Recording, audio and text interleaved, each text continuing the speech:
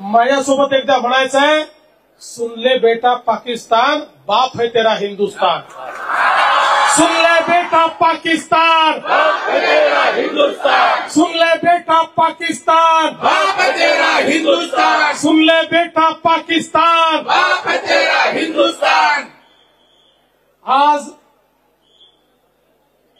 तिरंगा यात्रेच्या निमित्ताने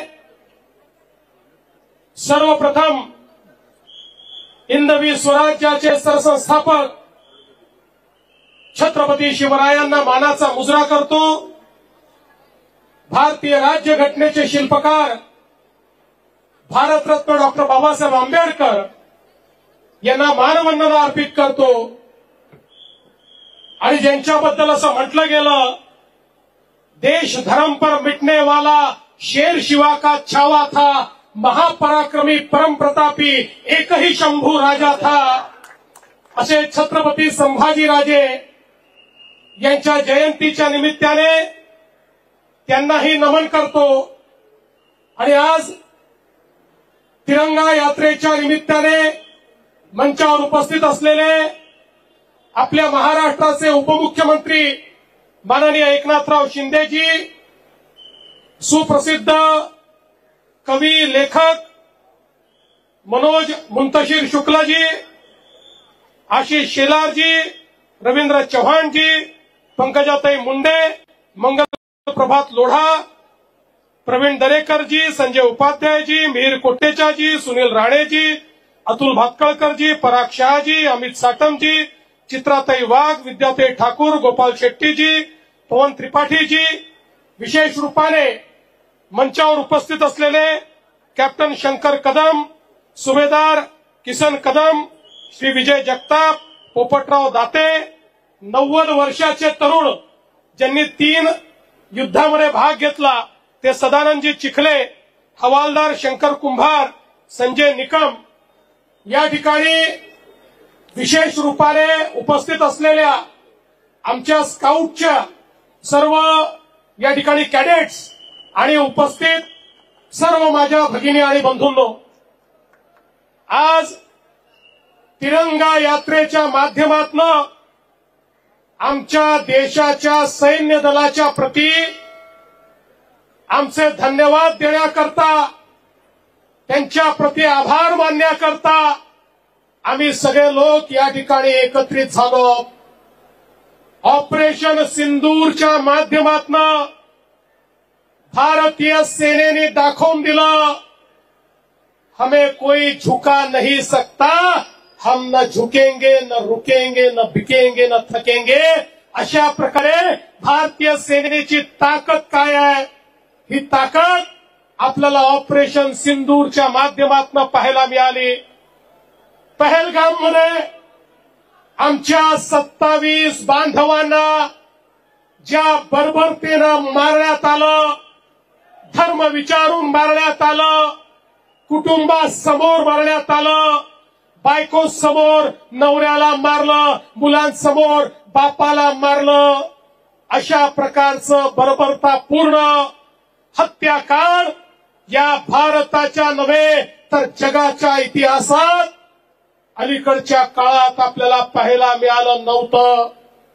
आणि म्हणूनच देशाचे प्रधानमंत्री माननीय नरेंद्र मोदी जी ने सांगितलं, जिन इरादों ने भारत में इस प्रकार का काम किया है, जिन इरादों ने दहशतवाद को भारत में इस प्रकार से हमारे लोगों को मरने पर मजबूर किया है, उन इरादों को और उन इरादों के इंफ्रास्ट्रक्चर को चकनाचूर कर दिया जाएगा.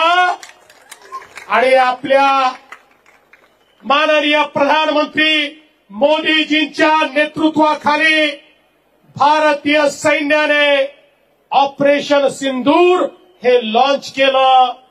कारण आमच्या भगिनींचं जे कुंकू होतं ते पुसण्याचं काम ज्या आतंकवाद्यांनी आणि ज्या देशांनी केलं होतं त्याला नेस्तनाबूत करण्याकरता ऑपरेशन सिंदूरची सुरुवात झाली.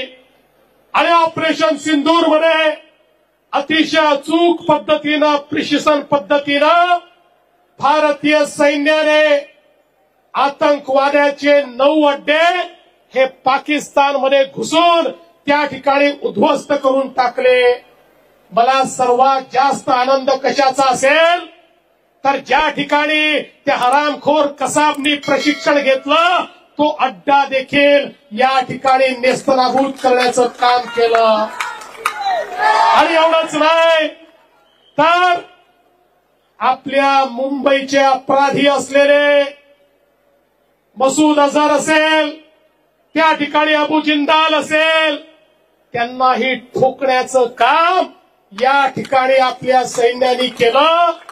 आणि हे 9 जे काही आम्ही हल्ले केले, या 9 हल्ल्यांचं सगळ्यात मोठं महत्व काय आहे तर पाकिस्तानच्या आतमध्ये ज्या ठिकाणी पंजाब प्रांतामध्ये शेवटच्या टोकाला जिथे त्यांना वाटायचं इथे कधीच भारतीय सेना पोचू शकत नाही, म्हणून सगळ्या आतंकवाद्यांना ज्या ठिकाणी परिवारासहित राहायला जागा दिली होती, पनाह दिली होती, त्यांचे अड्डे तयार केले होते, ज्या ठिकाणी या सगळ्या आतंकवाद्यांकरता सेफ हाऊस तयार केले होते, नेमकं तिथे जाऊन भारतीय सेनेने ठोकलं आणि ते सगळे अड्डे उद्ध्वस्त केले आणि पाकिस्तानला हे दाखवून दिलं, अरे तुम कहीं पर भी छुपोगे हम घुसकर मारेंगे, हम तुमको छोडने वाले नहीं है, हे या ठिकाणी भारतीय सेनेने दाखवून दिलं।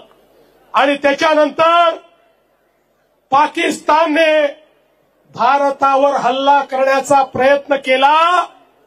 मला या गोष्टीचा अभिमान आहे, एकही त्यांचा हल्ला यशस्वी होऊ शकला नाही। त्यांनी मोठ्या प्रमाणात मिसाईलचा वापर केला, त्यांचे सगळे मिसाईल हवेमध्येच भारतीय सेनेने उडवून दिले। त्यांनी ड्रोनचा वापर करायचा प्रयत्न केला, एकही त्यांचा ड्रोन हल्ला यशस्वी होऊ शकला नाही। त्यांनी F-16चा वापर करायचा प्रयत्न केला, त्यांचे F-16 पाडण्याचं काम हे आमच्या डिफेन्स सिस्टीमने केलं।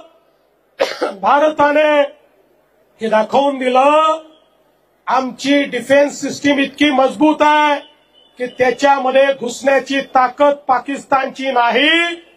एकही हल्ला पाकिस्तान भारतावरचा यशस्वीपणे करू शकला नाही। पण ज्यावेळी त्यांनी हल्ला केला त्यावेळी त्याचा जबाब देण्याकरता भारताने जवाबी हल्ला त्यांच्या सैनिकी तळांवर केला। पाकिस्तान घाबरला, पाकिस्तानला भारताची कॅपॅबिलिटी माहिती नव्हती, ब्रह्मोसची ताकद ही पाकिस्तानला माहिती नव्हती।